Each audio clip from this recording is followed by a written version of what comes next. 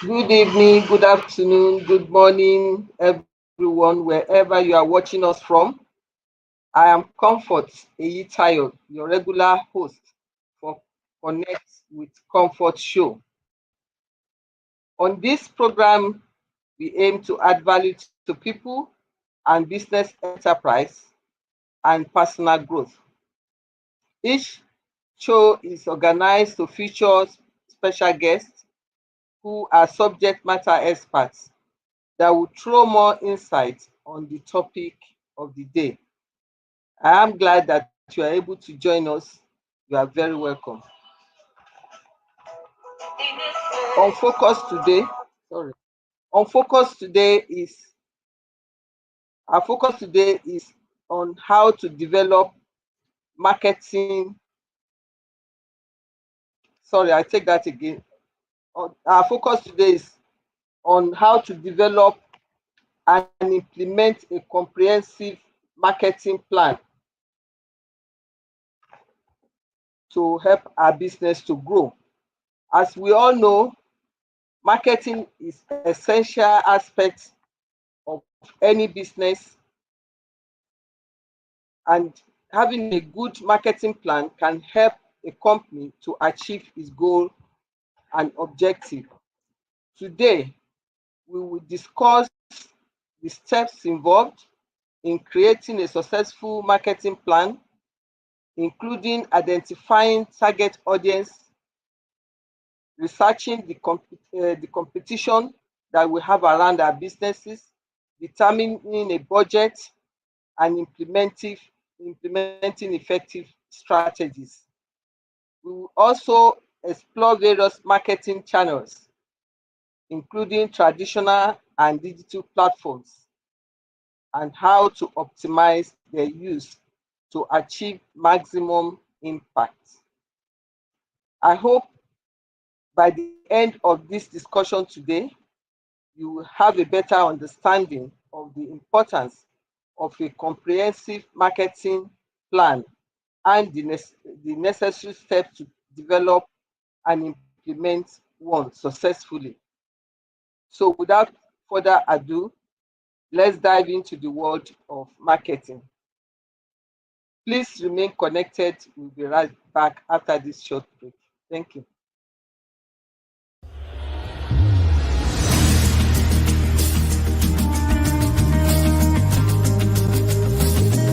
There are a few people in this room that know what it's like to be in a situation where everything in your flesh is saying give up. And yet you're in a situation where sometimes you're standing not because you're so strong, you just don't have any other option. It's not that you didn't think about quitting. It's not that you didn't fantasize about quitting. It's not that you didn't dream about quitting. It's not that you're so tenacious and so strong, but life has got you pressed in a corner and you simply cannot let go of anything, and you have to stand there in the middle of the storm and keep pumping your head with the faith to persevere and just say, just hang in there, just don't give up, just don't give up. Some kind of way you're going to get through this. great people are people who don't cave in. They're not people where everything goes right. All hell can break loose. And there's still something down inside of them that says, I'll never give up. They'll never take me alive. I'll be fighting. I'll have a knife in my teeth and a rag around my head, and I'll be coming at you like this.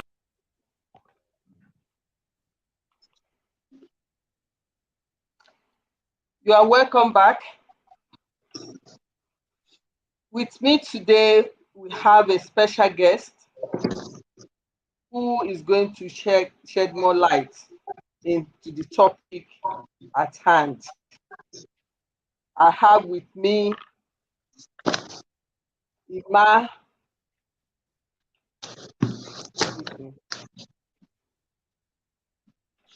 Hello. Call her Immaculate. Imma, you are welcome. Imma Steve-Harris, the structure queen herself.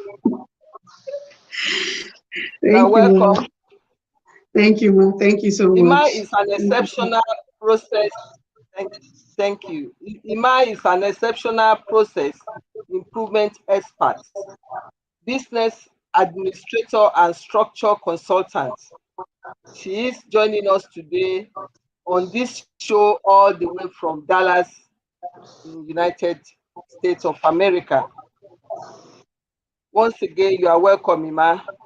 Thank you very Together, much. we shall be exploring the topic,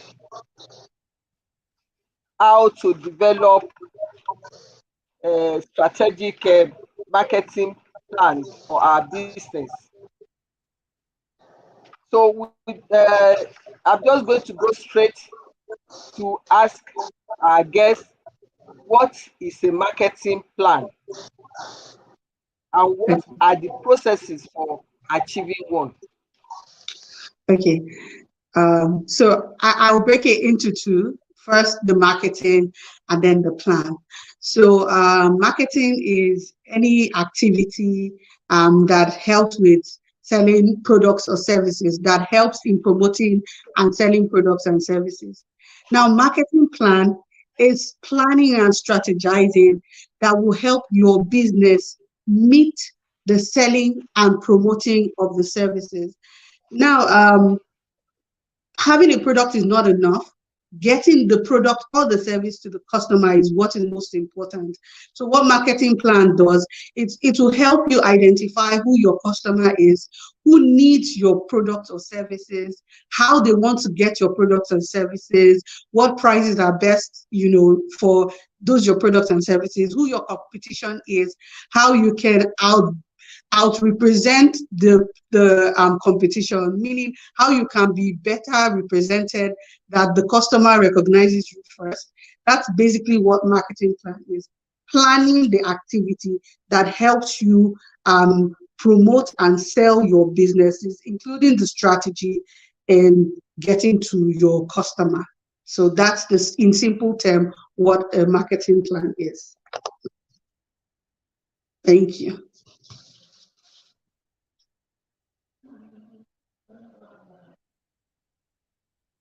Okay, I can't hear you. Can you still hear me? Sorry. Okay. Can you hear me now? Yeah. Can you hear me now? Yes, I can. I said with that definition, of some sort to make us to understand what a marketing plan means. Yes. Can you tell us the advantages or importance of implementing a marketing plan for our business? Okay. First thing, it helps with identifying the customer. Every business wants profit. For you to get profit, you must have customers.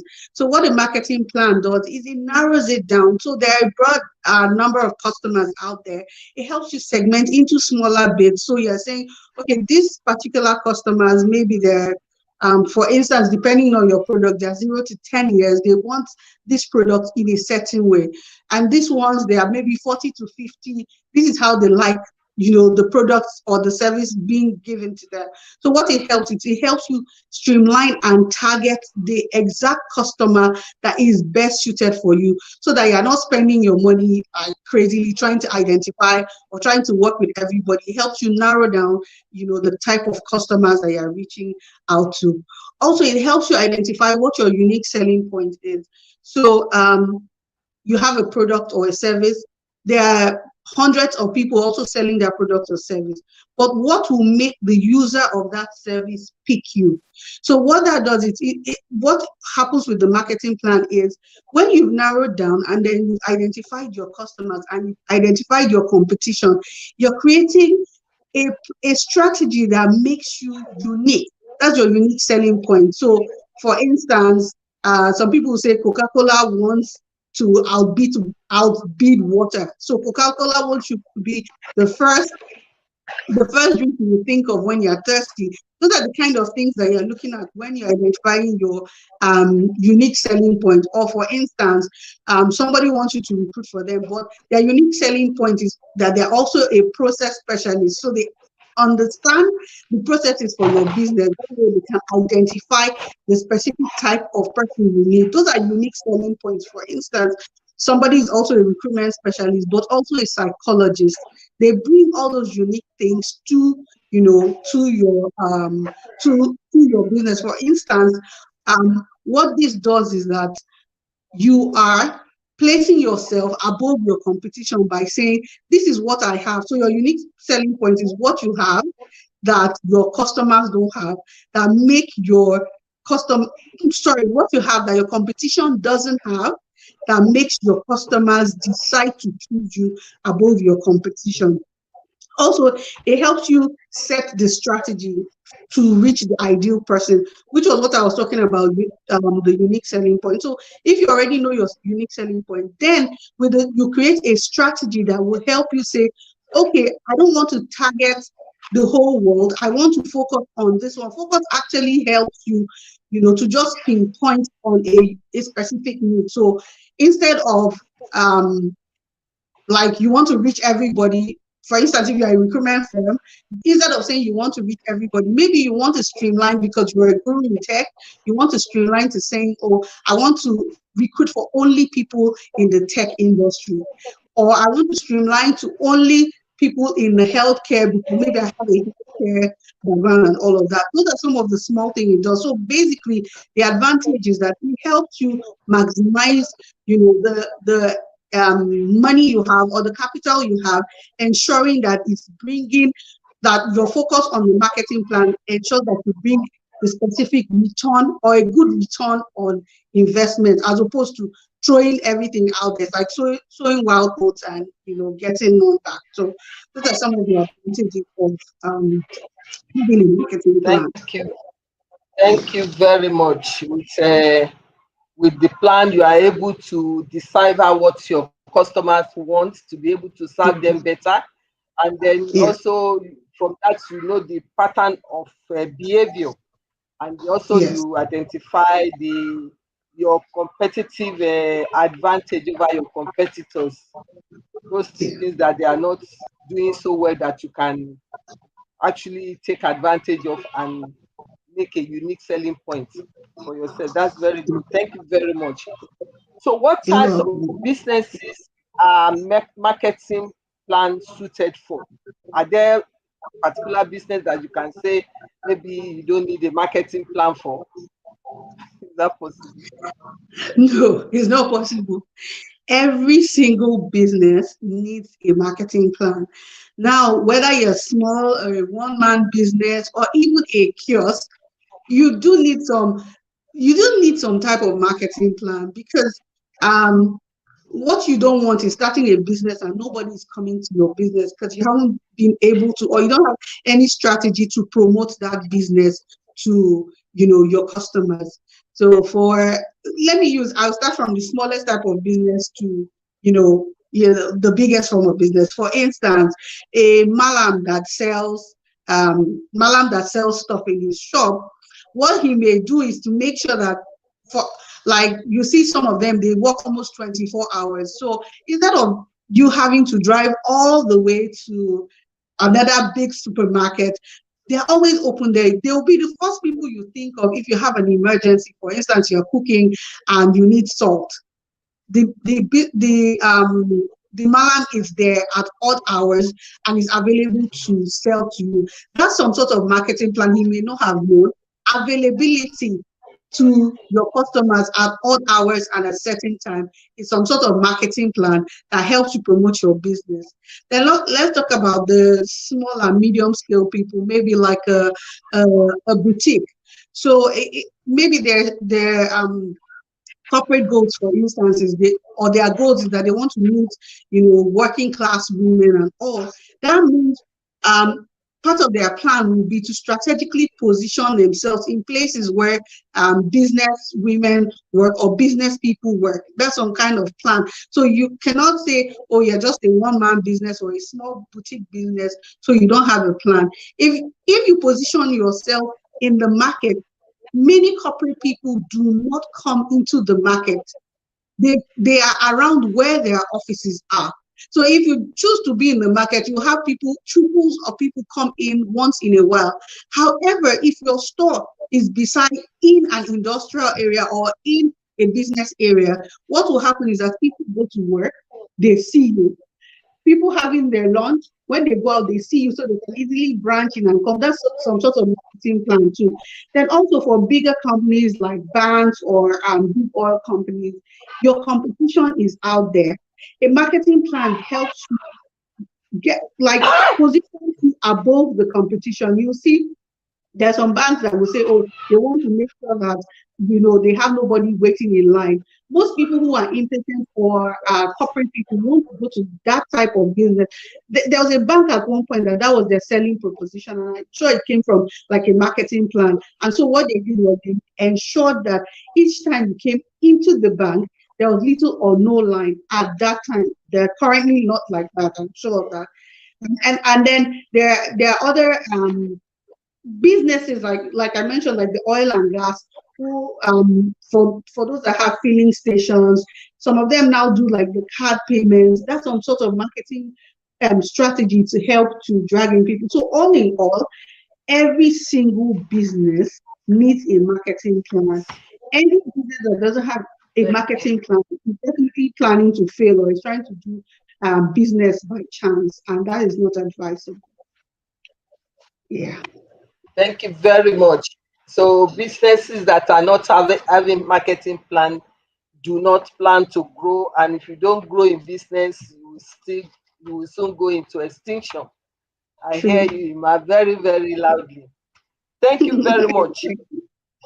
Yes, all this, you have made us to understand that there's no business that does not require a marketing plan, which is true.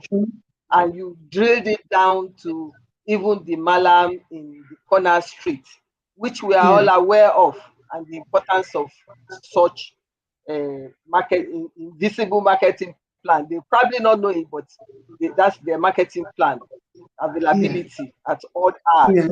Now, do we need special skills to develop marketing plan? Because we talked about what marketing plan is, we looked at the importance, and we have given examples, and we have said all businesses require it. Some people may be wondering, do I have the skill to develop a marketing plan? So can you take us through that? Okay, so I would say yes and no.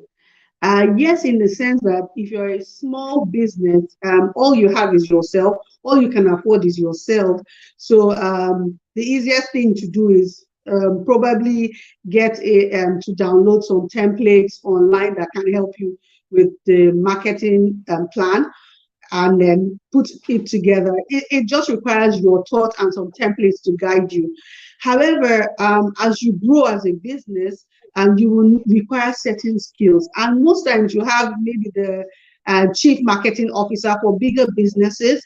You have chief marketing officer. Sometimes you have them even invite marketing consultant, marketing experts to come be part of it. So depending on the level that your business is, and depending on how much you can afford, you can decide to either go by yourself using some templates and some guides online, or you can decide to bring in experts. Most times the experts are already in the bigger organization. So you have head of marketing strategy, chief marketing officer. Those people have the skills, have the knowledge, and then can come together and so can put a good marketing plan for you. So my answer is yes and no, depending on your business stage. Or yeah. Thank you very much. That is very clear. And that is just to give assurance to the small businesses that yes, you can develop marketing plan even at your small, in quotes, business level. Yes. Your thoughts, putting down your thoughts about how you intend to make your business grow, and then Yeah. embracing the technology. You can also download some free templates that are Yeah. safe, because not all free items are safe online. Be Oh careful as yes. when you say you download That's true.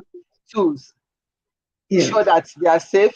So you can download those simple and free ones that you can start exploring on. And as your business grow, because the essence of this outing of ours is to make sure that you remain in business, or not just remain in business, you also grow. And as you grow, definitely you become big and you may require a marketing consultant, or even employ one in your company. That's our Yeah. prayer, that your business will grow to that level. But Yeah. don't don't be part of at this level that, oh, can I have a marketing plan? We have shown how simple it is. Thank you very much for that, Imma. Mhm. Now the next question is, what are the possible challenges in implementing a marketing plan? Should I start to develop a marketing plan now? What challenges am I likely to face? Okay, so I would say for small businesses is easier because you have a smaller number of people to work with.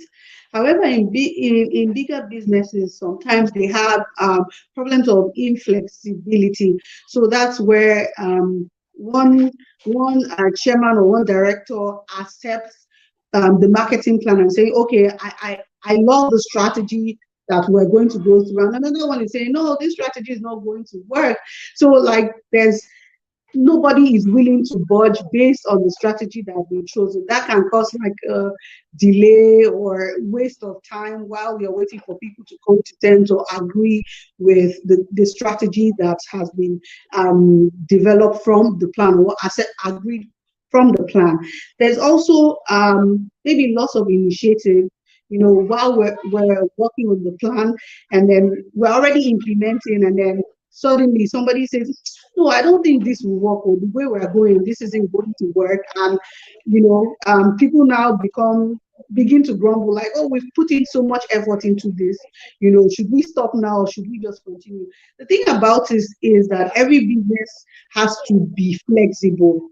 So while you have this plan, you should also be able to pivot, because economy changes, changes can come up, and you have to be prepared for that. So while you are executing or implementing on the plan and you notice something isn't working, it's okay to pivot. It's okay to sit back at the table to say it's not working. What can we do next? What is our plan B? And then work with that plan B. There's also the cost of planning.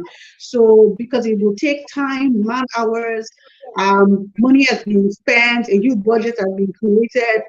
Sometimes the fear of failing stops the business from going ahead. They say, oh, we've said that our budget is 10 billion naira, for instance. Are we sure that we'll be able to meet it? And so people begin to, complain. They're afraid this may be a loss. Every business has risks. If you've taken your time to create this plan, if you've taken your time to look at strategies, if you've taken your time, to sit and agree on this, then go ahead and try to implement those strategies and keep tracking, keep tracking to see that this is successful per time. So there's no need to entertain fear and do nothing about it. Sometimes you take the bull by the horn and just move. It's that movement that will set you above your competition. Then there's also another challenge is inconsistency in maybe data or information that may lead to wrong projections. So maybe you have your people or your employees or your experts haven't gathered the right information. And so at the time that you were looking at this, the projection said in 2 months we should hit 10 billion naira.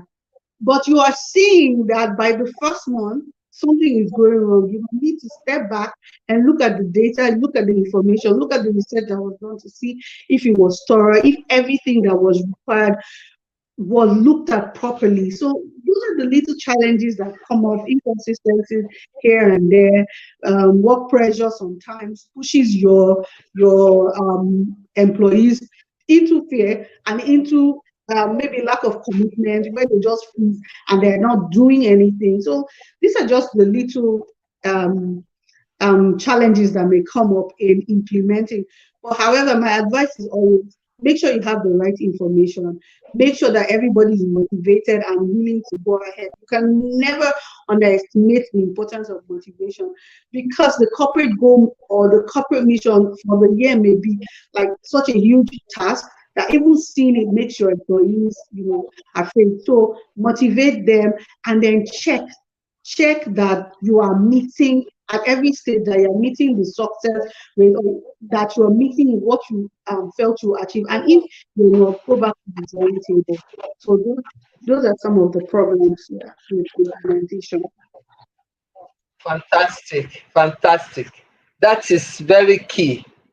We have to be flexible, and Yeah, that is something that is affordable for small businesses. The big ones may not be that flexible, but it's also advisable for them to have a indeed. flexible plan. Yeah, And yes, always, always, because one thing about life, they said changes is most constant thing in life. yeah, If you have a plan, some things will happen that could disrupt the plan, both positively and negatively. So you must be ready to have plan B in case it yeah. turns out negative. What plans are not going well, you have to have a plan B. And then It's we true. must also get rid of our doubts. It's Yeah, human to have doubt, it's human to have fear, and they cause barrier, just like we emphasized in one of my outing in UK recently, in our Big Leap uh, seminar, that there are some known barriers that are staring us in the face, but we do not realize them until somebody points them out. So fear, true. doubt in business, in scaling your business, is always knocking at the corner. Will I make it? Will it be successful? Like they say, nothing venture, nothing gain. We have to Yeah. get rid of our fear. Although Mm. for us to make do good plan, we have to be guided by good information too, so that we just Mm-hmm. don't embark on a wishful thinking that okay, I'm not Yeah, going to be fearful and just do it on. So we have to really have good information and be consistent. That's what I hear you say, and I agree with that. We have to be consistent. Perseverance definitely in business. You have to persevere. There are ups yeah, and downs in business, and yeah, it's perseverance that will make you to scale through. So motivation for our employees. Employees are key part of our journey to growth. If you don't have the right employee or the employee that do not have the same mindset with you, no matter the marketing plan you have, it will soon go to waste. So we need to mm-hmm. motivate them. We need to carry them along and make Yeah, them to see how it is possible for them to achieve and even surpass their average belief that maybe this is the much I can do. When yeah. you motivate them, you spur them on to a greater height. So that's very good. Thank you very much for that. So Yes, ma'am. now we've talked about challenges. How do we know? if our marketing plan is succeeding, that is on a successful path. I know you've touched on that briefly, but maybe give us more insight. How do we know if we have the right marketing plan for our business? Thank you. Okay. So the first thing with the marketing plan or marketing is we want to make sure that we are making profit, that we are bringing income. So one of the first thing to check is revenue. Is your business making money? Is there income? Are there sales? Are people buying? That's the first major thing. Are people buying my products? Is money coming into my business? Then another thing is also leads. So leads is the people that are inquiring. So they inquired or they are intending to buy. So how many people do I have like that who are intending to buy, who are asking questions about buying? Those number of people, the more they are, the better. So the larger number of leads you have, the probability of getting those people to become customers, the probability of getting them to buy, the probability of converting them into your customers. So you're checking the number of leads you have. Then also website traffic. So if you have a marketing plan, something that is promoting you out there, that means people will be coming somewhere to check to see what you're doing. So with website traffic, you can see, oh, how many number of people came in, and sometimes some websites have contact or information details or templates where you can ask questions or feedback questions. So you have a lot of people fill those things, asking specific questions, inquiring. You can also see the measure of number of people who have come into your website at the back end. You can also receive an email when anybody, clicks on your product or have asked specific questions about specific product. That's another way of checking that. Then also sales response time. So you're seeing from the time I put out this information, how many people have actually bought. So if you put out a product or a service out there, and in 2 weeks nobody has bought, and in 2 weeks nobody has responded, then you know that there is a problem. So that means there's something that you need to tweak. But and with you seeing that there's something you need to tweak, you can actually tweak it and see that the response increases. So the response time, your sales response time increases. Also, this is a more technical part, which is cost per lead. So you're checking how much you spent to get somebody to actually want your product. So if you're spending more money to get one person, then you know that you're not, the income is not adding up, because the idea is you spend little to get more. That way, when more people come, more income is actually coming in. So that's some of the few ways you can measure the success of your marketing plan. Most important out of all of them is the revenue and the number of leads for your business. Thank you very much. I'm sure our audience are getting that, because that is very important in business growth. You must be able to, like they say, the bottom line is profit. For you to have profit, there must be income. Income is matched against your expenses, then there's surplus to call profit. So without income, you are not in business. And for sustainability in business, the business has to be producing profit. So income, sales, they are twin sides of the coin. Then leads, which are potential customers. Potential customers. It's not just those that are buying now. How many of those that are out there that you can get to buy your product, that are showing willingness, that are asking questions about your product, showing interest in your business? And those ones, with little effort, you can easily convert them to customers, because customers are those that are already buying your product. So that one is also important. As we intend to grow our customers, we must put our eye on the leads that we are getting.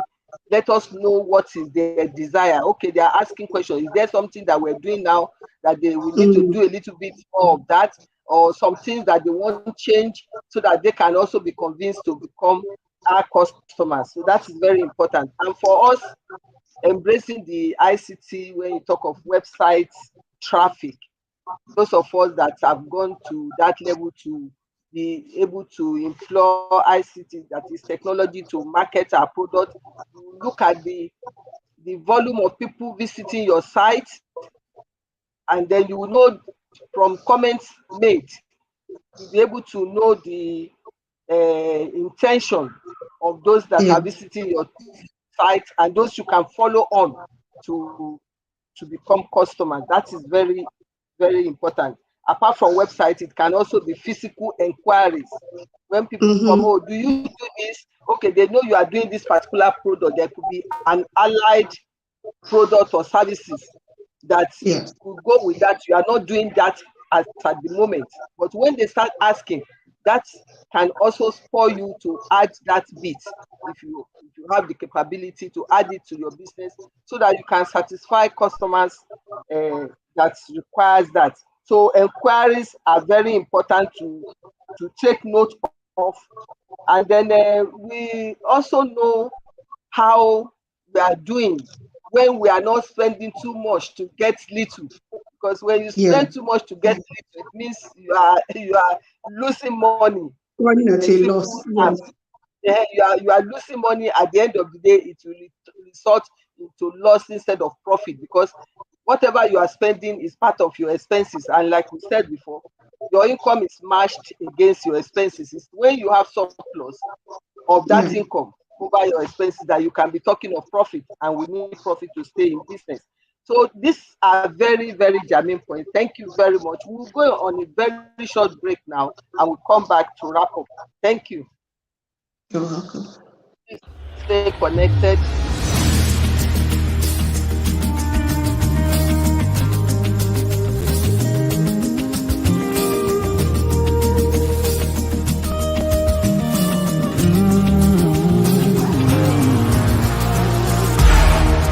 These dry bones will rise again,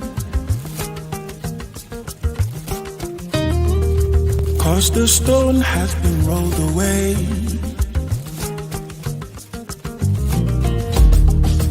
At the touch of living water, yeah, yeah.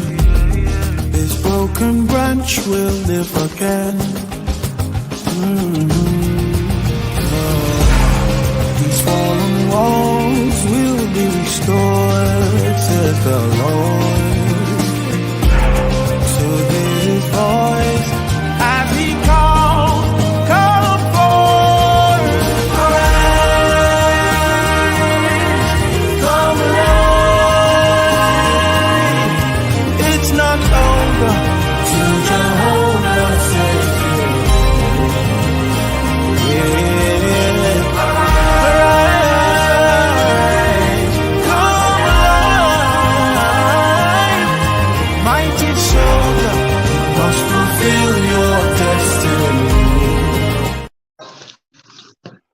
Thank you very much and welcome. I'm sure you got inspired by that video talking of dry bone that will rise again. Perhaps your business is throttling or going through troubled times. Please persevere. Get rid of your fear. Don't exercise doubt. The dry bones of your business will rise again. Definitely, for falling walls, as stated in that musical video, will be restored. Let's follow the right path to grow our business, and we surely become successful.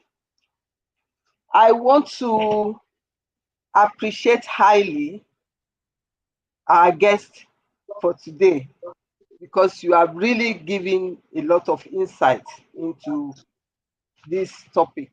I'll quickly do a wrap up before, in case if we have any other question from our online audience.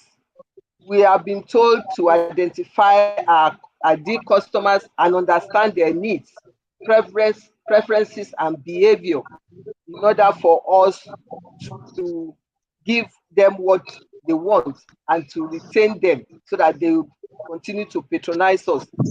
That is very good on the part of growth. We also need to go into research, not the big word of research, but find out what our competitors want. I mean, what our competitors are doing, that we can look at the gaps in what they are not doing well, that we can take advantage of, and see what they are doing that we can do better in order to convince customers to have us as a preference. So that is also very key.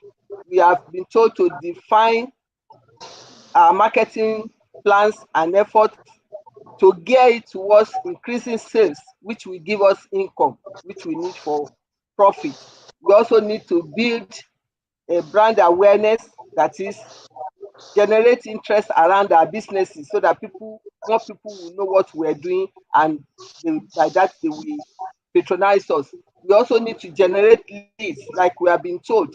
Leads are those that convert to customers. They are customers waiting, so to say. They are waiting in the wings. It's how we take them that make them to become our customers.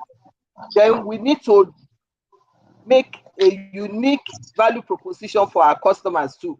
What we can do to make sure that we are in a unique situation that to make them to prefer us, because you can have 10 people on a particular street selling the same thing. Why should they come to you? Why is your own special?